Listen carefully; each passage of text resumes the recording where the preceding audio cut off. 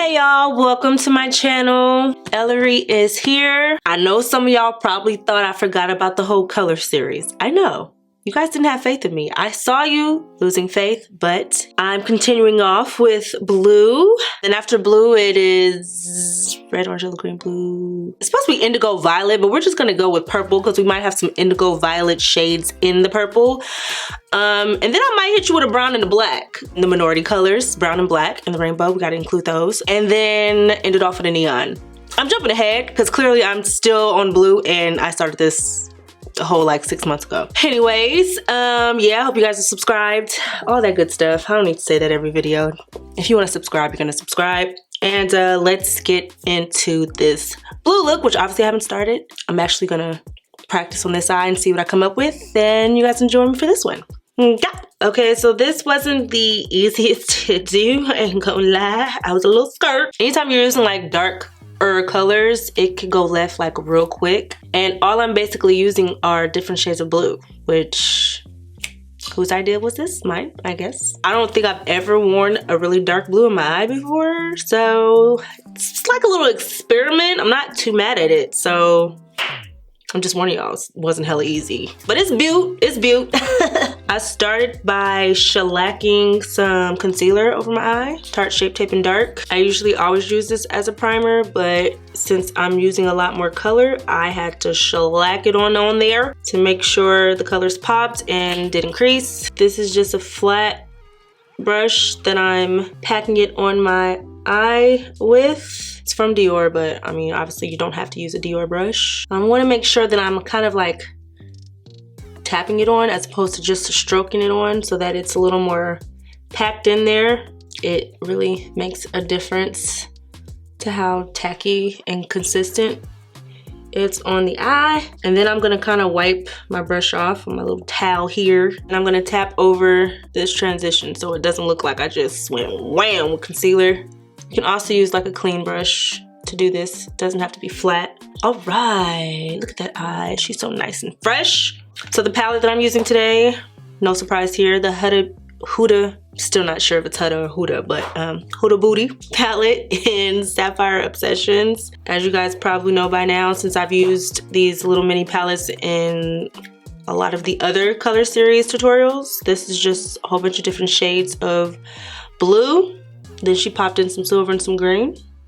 Yeah, I'm gonna use this for the whole eye just because it's always easier to work through one palette. First brush I used was from Sigma E42. I went into this shade right here first. I thought this color was gonna be a little lighter than it showed up, but I thought wrong. But it was okay because I ended up brightening it up later, but I basically used this in my crease and winged it out as I normally do. Pack it on first by just kind of dabbing it onto the area I want it to go, and then I begin to like swoosh it out.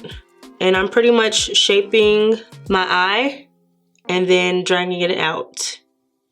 I always kind of start lighter, obviously, with darker colors and then build, because if you start heavy, you're more likely to enter some complications. So the lighter you start and build, the easier it is to blend the colors together. And every time I add more color, which I'm doing now, I just kind of focus on the area I want the color to be more dominant and then blend it out into the areas that I don't want it as dark, which is usually the inner part of the eye. And just FYI, even though I didn't do it on this eye because I forgot to do it on this eye and I want to stay consistent, it is way easier to blend color on your eye. If I were to, before I went in with this color, put like my foundation powder or a skin flesh tone powder all over my eye first.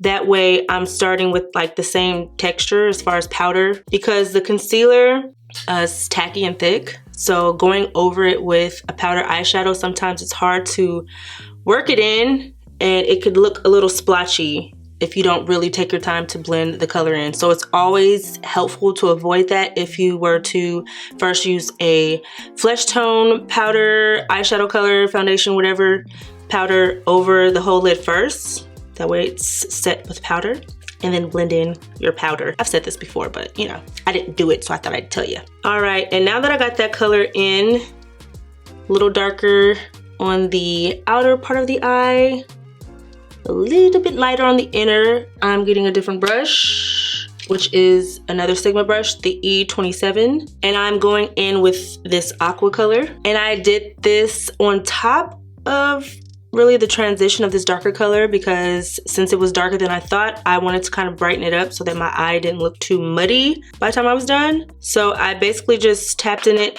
just a little at a time also, even though it's a lighter color. And I'm going like right over the transition to kind of brighten up that blue. And I'm trying not to go all the way up to my brow because I like having that little natural highlight. I don't highlight my brow, this is not new.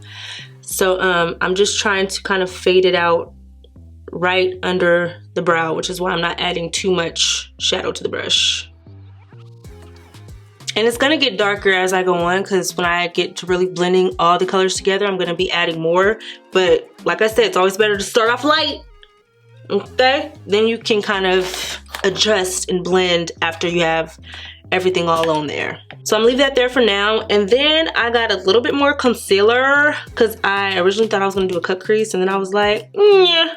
But I'm gonna stay consistent and do what I did on this eye. So I'm adding some concealer to my brush and I'm pretty much just sculpting out my lid. This is usually a step you do when you kind of want to carve out the shape you're gonna do your cut crease with, but I decided I didn't want to do a cut crease because this was already like, I mean, a lot. So I just carved out the lid. I kind of faded it off at the end because I'm using a darker color in that area. Then I grabbed my, what brush is this? Oh, these are from Precision.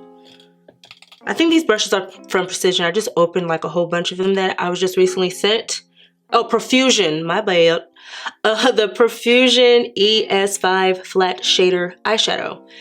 And let me clean this off real quick. I like this because it's really small, so I'm able to get in the inner corner of my eye. And it's flat, which is great for shimmer eyeshadows. That noise is this little shadow swap brush, this Ulta Beauty shadow switching pan. This is not new. I can't think of the brand that I think invented this. Can't remember it. I never had one, but I always thought it was cool. But you basically, for powder eyeshadows, like if you're doing multiple colors and you don't feel like having a whole bunch of brushes laid out, you just do this and it takes all the shadow off your brush. And if you have wet shadows, you would like wet this right here and dip it in there to clean. I haven't used wet shadow, so I'm not even gonna tell you how to use that, but I just thought this was cute. I've always wanted to try it, but I'm a little late to the game as usual. So I'm gonna use that brush and go to this shimmery blue shade right here in the corner. I did pack a lot on the brush because I wanted to make sure it really slacked on there and popped. So I have like a lot on the brush. But if you do use that much, be careful with the fallout. I actually didn't get a lot of fallout with this eye, which I was worried about. Blue fallout,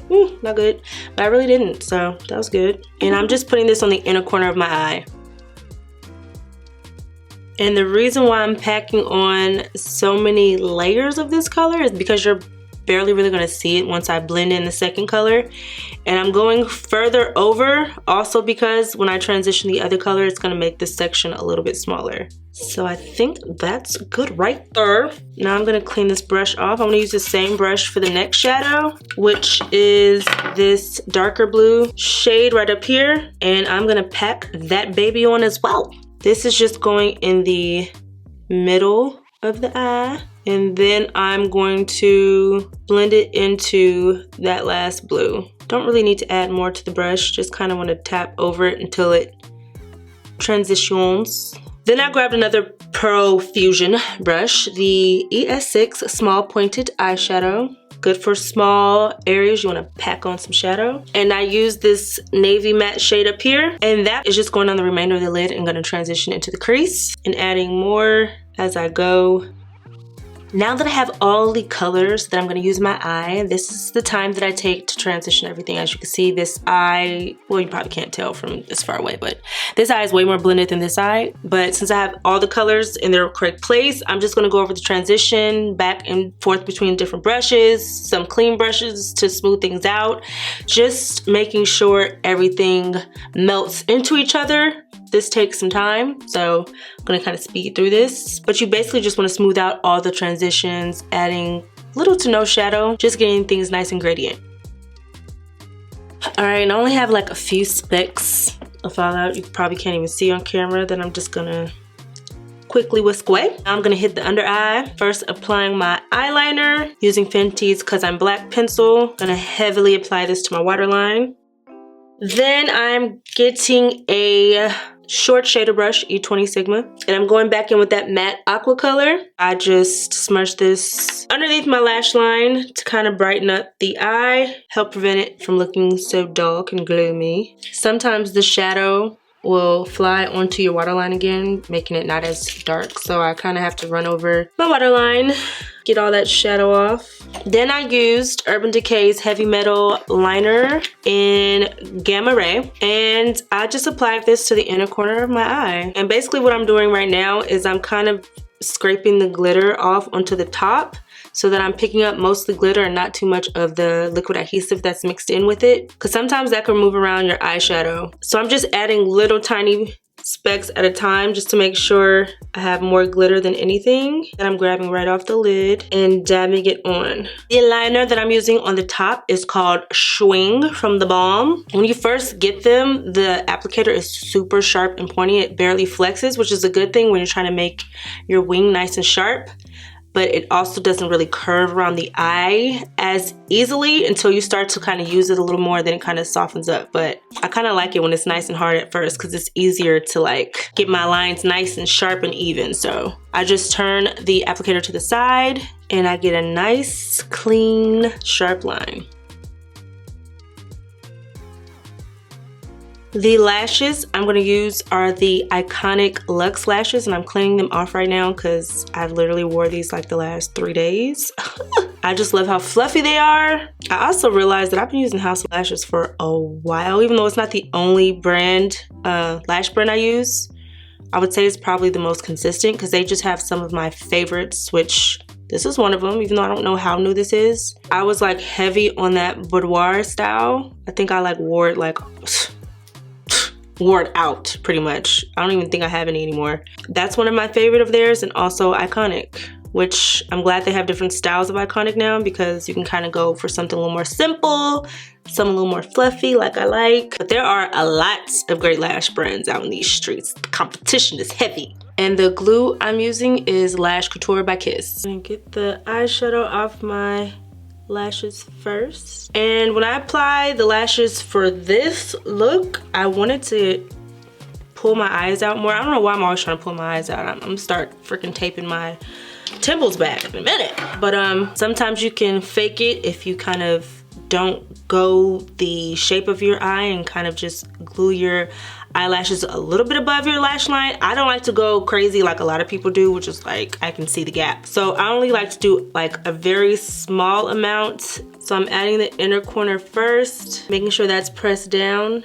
And then on the outer corner, I'm not going directly on the lash line. I'm kind of pulling it up just a smidge so that there's a little bit of space between my lashes and the fake lashes. Kind of give me more of that cat eye. I know I don't really have cat eyes, but I can fake it. And then to blend that area in, obviously when the lash glue dries, I'm gonna use my Bad Gal Bang mascara. Also gonna use the blue version of this on the bottom lashes, so I might as well show you these both now.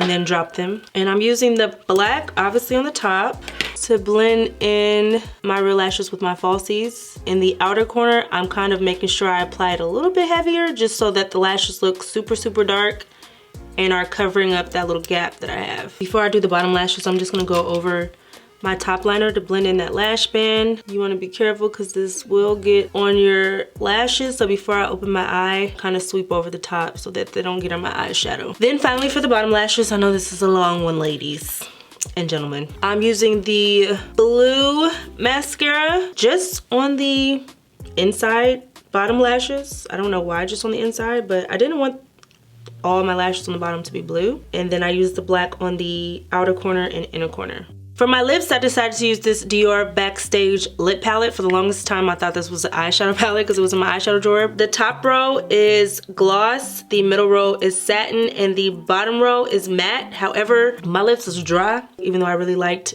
the the colors down there at the mat. So I applied my Nighttime Agave Lip Oil by Bite Beauty on my lips first to give them a nice moisturized feel.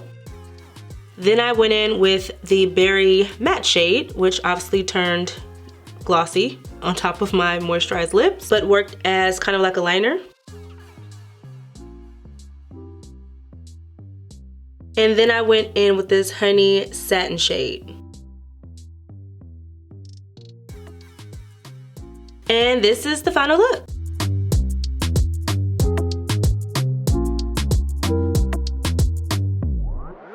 I hope you guys like this look as well as this jacket I have on right now. Ow. You guys get the first look because tomorrow, this video should be up on a Thursday, which means tomorrow, Friday, I am launching these Swish suits on shopstilo.com. The real ones know I launched Shop Stilo beginning of December. And every couple of weeks, I drop something new on there to keep it nice and fresh. And this is going to be the latest release along with some phone cases. Let me show you what the jacket looks like. It has matching pants, but I only have on the jacket right now. It's beige and white. You got the Stilo logo right here. And on the back, hopefully you guys can see this because I'm literally doing this blind. It says, you know the vibes. Hopefully you guys can see that. I'm sure the camera got hella dark. But you will be able to see it firsthand on shopstilo.com tomorrow. I'm excited. This is like my favorite piece so far. Every time we come out with a new one, I'm like, oh, this is gonna be my favorite. Oh, this is gonna be my favorite. But me and my sister, who I run this with, we love really comfy clothes. Like, we got a little carried away with the sweats and the comfy unisex boy vibes because that's literally how we dress when we're not like going out. So I was like, we need to add some more girly pieces because not everybody is tomboys like us. So the next couple of drops are for the ladies, even though the fellas could wear these too, you know what I'm saying? We do not discriminate. And in honor of my sister's birthday coming up this weekend only, well, starting Friday and ending on her actual birthday, which is February 26th, you will get a free cell phone case with every purchase. Doesn't have to be the Swish suit. It could be anything on the site. You get a free cell phone case. It'll tell you how to redeem that in your newsletter or when it goes live, and I'll post it on the social channel, which is @Stilo on Instagram. So, you know, take advantage of the deals. Support this small Black-owned business, if you will. And let me know what you guys think, not only of the new merch, but also of this makeup look I did right here, because I'm kind of feeling myself. Yes. Thank you guys so much for watching and supporting. And until next time, love ya. Mwah.